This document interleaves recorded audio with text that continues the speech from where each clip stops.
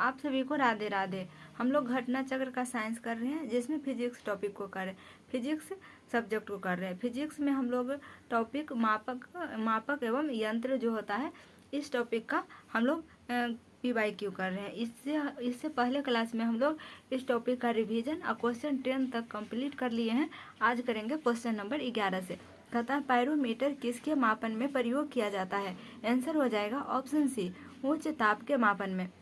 अच्छा, वायुमंडलीय दाब को बैरोमीटर से मापा जाता है, आर्द्रता को हाइग्रोमीटर से मापा जाता है, और घनत्व को किस चीज़ से मापा जाता है, यह आप कमेंट बॉक्स में बताइएगा, क्योंकि हम लोग कल इसका रिवीजन कर चुके हैं। अगला सवाल है 12 नंबर। कहता है कि निम्नलिखित यंत्रों में से किसका उपयोग अत्यधिक उच्च ताप को मापने के लिए किया जाता है? आंसर हो जाएगा ऑप्शन ए, फोनोमीटर। ये पायरोमीटर, ये क्वेश्चन रिपीटेड है। अगला सवाल है 13 नंबर। कहता पायरोमीटर को कहा जाता है, तो आंसर हो जाएगा ऑप्शन बी, विकिरण मापी, रेडिएशन थर्मोमीटर। अगला सवाल है 14 नंबर। कहता है वह थर्मामीटर जो 2000 डिग्री सेल्सियस मापने हेतु उपकरण हो, उसे क्या कहा जाता है? ऑप्शन सी, पूर्ण विकिरण पायरोमीटर। अगला सवाल है 15 नंबर। कहता है कि 1500 डिग्री सेल्सियस से अधिक ताप मापने के लिए किसका उपयोग किया जाता है? तो आंसर हो जाएगा पायरोमीटर। अगला सवाल है 16 नंबर। कहता है कि पायरोहीलियोमीटर का प्रयोग किसके मापने के लिए किया जाता है? तो आंसर हो जाएगा ऑप्शन बी, सोलर रेडिएशन को। अच्छा, ये दोनों ही सोलर विकिरण को ही मापता है। ये पायरोमीटर हो गया या हेलियोमीटर हो गया। अगला सवाल है 17 नंबर का था, मैनोमीटर द्वारा किसका मापन किया जाता है? तो आंसर हो जाएगा ऑप्शन बी, गैसों का दाब और वायुमंडलीय दाब को बैरोमीटर से मापा जाता है। और अच्छा, इसका हम लोग रिवीजन कर चुके हैं टॉपिक का, इसलिए बार बार एक ही बात बोलने में टाइम वेस्ट नहीं करेंगे। अगला सवाल है 18 नंबर। ये मिलान करने वाला दिया हुआ है। एमीटर से क्या चीज़ को मापते हैं? तो धारा को मापते हैं। हाइग्रोमीटर से सापेक्षिक आर्द्रता को मापा जाता है, और स्प्रिंग तुला से भार को मापा जाता है, और बैरोमीटर से दाब को मापा जाता है। हमारा आंसर हो जाएगा ऑप्शन बी। अगला सवाल है 19 नंबर। यह भी मिलान करने के लिए दिया हुआ है। करा कौन सा सुमेलित नहीं है? तो ऑप्शन ए में लिखा हुआ है ओडोमीटर वाहनों के पहिए द्वारा तय की गई दूरी को मापने वाला यंत्र है। तो ऑप्शन ए सही है। बी में है ओडोमीटर विद्युत चुंबकीय तरंगों की आवृत्ति मापने का यंत्र है। तो ऑप्शन बी भी सही है। ऑप्शन सी में है ऑडियोमीटर ध्वनि तीव्रता का मापक यंत्र है। तो ऑप्शन सी भी सही है। और ऑप्शन डी में लिखा हुआ है कि एमीटर विद्युत शक्ति को मापता है। तो ऑप्शन डी गलत हो जाएगा, क्योंकि एमीटर क्या मापता है? विद्युत धारा को मापता है। अगला सवाल है 20 नंबर का था, वायुमंडलीय दाब को मापने में किस यंत्र का प्रयोग किया जाता है? तो आंसर हो जाएगा ऑप्शन बी, बैरोमीटर से वायुमंडलीय दाब को मापा जाता है। और हाइग्रोमीटर से ये ऑप्शन ए में है हाइड्रोमीटर, और ऑप्शन डी में है हाइग्रोमीटर। तो हाइग्रोमीटर से आर्द्रता को मापा जाता है, और हाइड्रोमीटर से आयनोमीटर ये, और मैनोमीटर से क्या मापा जाता है, और हाइड्रोमीटर से क्या मापा जाता है? आप इसे कमेंट बॉक्स में बताइएगा, क्योंकि इस टॉपिक का हम रिवीजन कर चुके।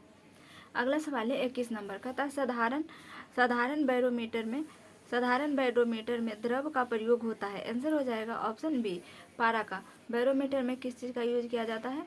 पारा का यूज किया जाता है। अगला सवाल है 22 नंबर का था, दूध का अपेक्षित घनत्व ज्ञात किया जा सकता है। आंसर हो जाएगा ऑप्शन सी, लैक्टोमीटर से।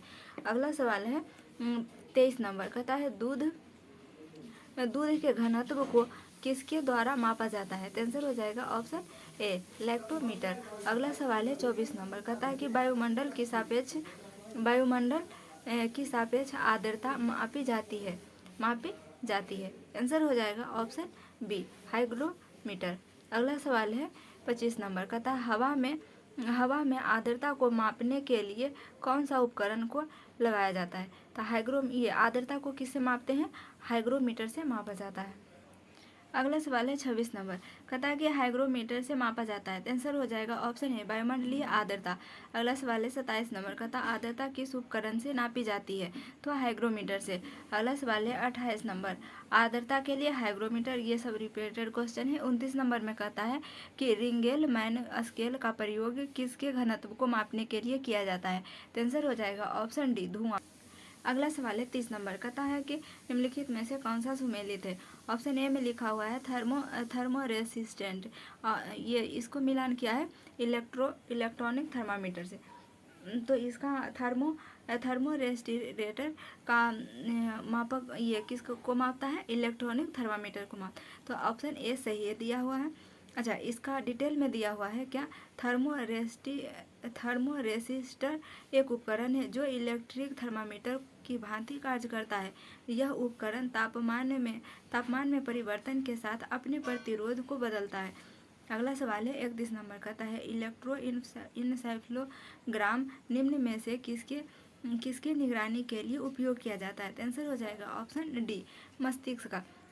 अच्छा, ये ईईजी किससे संबंधित है, मस्तिष्क से संबंधित है। इसका फुल फॉर्म होता है इलेक्ट्रोइनसेफलो, ई से हो गया इलेक्ट्रो और ई से हो गया इंसेफलो, जी से हो गया ग्राम। अगला सवाल है यह किससे संबंधित है, ईईजी, तो मस्तिष्क से संबंधित है। अगला सवाल है 32 नंबर, कहता है सूची 1 को सूची 2 से मिलान कीजिए। ऑप्शन ए में लिखा हुआ है अस्टेथोस्कोप, इससे क्या किया जाता है, अस्टेथोस्कोप से हृदय की गति को मापा जाता है। और स्फिग्नोमैनोमीटर से क्या किया जाता है, रक्तचाप को मापा जाता है। और ऑप्शन डी में है लैक्टोमीटर से क्या मापा जाता है, इससे सोने की, ये लक्समीटर से सोने की शुद्धता का पता लगाने के लिए किया जाता है। और कैरेटोमीटर से प्रकाश की तीव्रता को मापा जाता है। तो आंसर हो जाएगा ऑप्शन सी हमारा आंसर है। अगला सवाल है 33 नंबर, कहता है रक्त दाब मापने का यंत्र है, आंसर हो जाएगा ऑप्शन बी स्फिग्नोमैनोमीटर।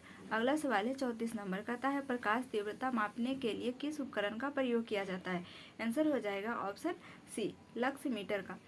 अच्छा, ऑप्शन डी में लिखा हुआ है ये क्या है, अल्टीमीटर से ऊंचाई को मापा जाता है। एनीमोमीटर से क्या मापा जाता है, वायु का वेग मापा जाता है। अगला सवाल है 35 नंबर, कहता है रडार का उपयोग किसके लिए किया जाता है, आंसर हो जाएगा ऑप्शन सी रेडियो तरंगों द्वारा वस्तुओं की स्थिति ज्ञात करने में। अगला सवाल है 36 नंबर, कहता है कौन सी राशि रिक्टर पैमाने पर मापी जाती है, आंसर हो जाएगा ऑप्शन सी भूकंप की तीव्रता को किससे मापते हैं, रिक्टर पैमाने से मापते हैं। इसका मान होता है, अच्छा, इसके जो बीच में संख्या लिखा हुआ रहता है, तो एक संख्या दूसरे संख्या से 10 गुना आयाम अधिक होता है।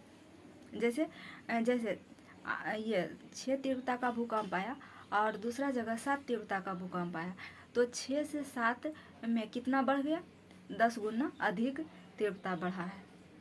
अगला सवाल है 37 नंबर, का भूकंप की तीव्रता का मापन किया जाता है, आंसर हो जाएगा ऑप्शन ए रिएक्टर पैमाने।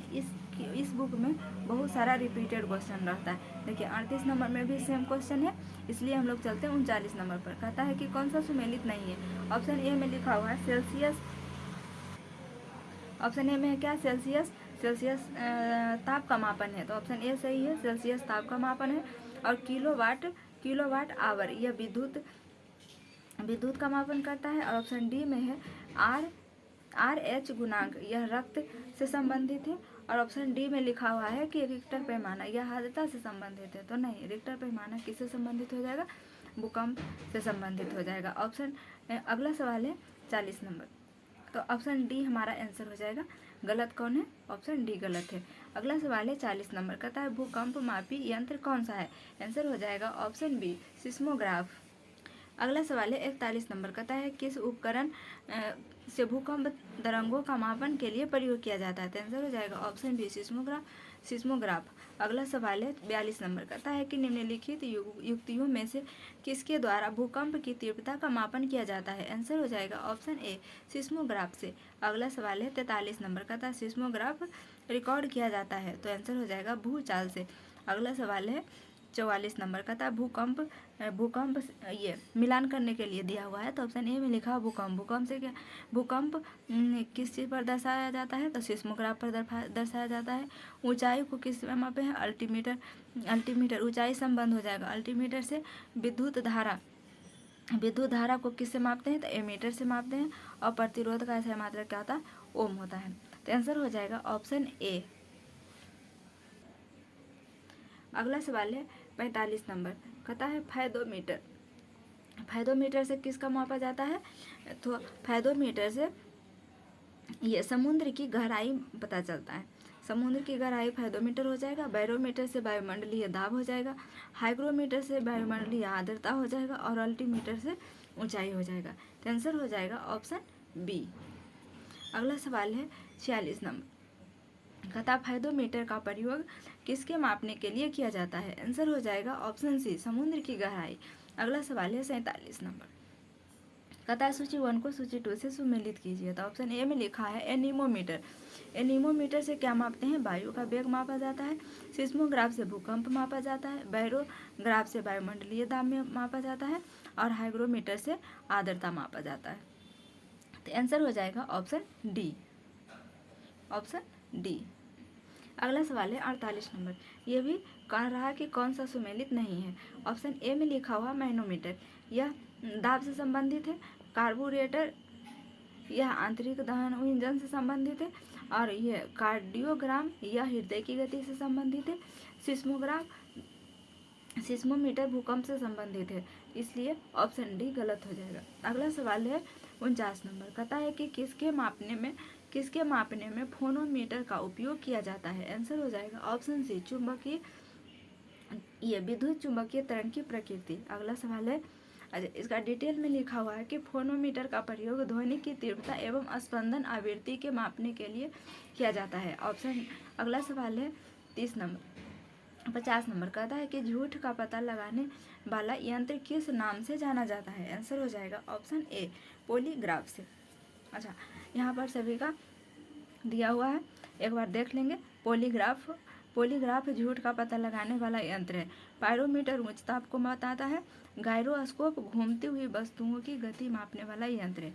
और काइमोग्राफ शरीर की क्रियाओं को ग्राफ द्वारा निरूपित करने वाला यंत्र है। रक्तचाप। अगला सवाल 51 नंबर, कहता ऊर्ध्वाधर तल एवं क्षैतिज तल के कोणीय दूरी को मापने वाला यंत्र कौन सा है? आंसर हो जाएगा ऑप्शन डी, थियोडोलाइट। अगला सवाल है 52 नंबर, कहता है कि निम्नलिखित क्रियाओं पर विचार कीजिए। पहला में लिखा है कार क्रैश या टक्कर का जिससे एयर बैग लगभग तुरंत फैल जाते हैं का पता लगाना। ऑप्शन बी में है, ऑप्शन दूसरा में है कि लैपटॉप अचानक धरातल पर गिर पड़ने का जिससे हार्ड ड्राइव तुरंत बंद हो जाता है, पता लगाना है। द ऑप्शन बी भी सही है। ऑप्शन सी में है ये। तीसरा नंबर में लिखा है कि स्मार्टफोन के झुकाव का जिससे पोर्ट्रेट और लैंडस्केप मोड के बीच प्रदर्शित घुमा जाता है, उसे क्या कहा जाता है? उसे ये घूम जाता है, उसको पता लगाना। तो सभी सही है। क्या दिया हुआ है आगे कि उपर्युक्त में से कितनी क्रियाएं में त्वरण मापी एक्सेलोमीटर के कार्य की आवश्यकता है? आंसर है ऑप्शन 1, 2 और 3, तीनों सही है। आंसर हो जाएगा ऑप्शन सी। तो ये था कंप्लीट क्वेश्चन। मिलेंगे नेक्स्ट क्लास में। जय हिंद।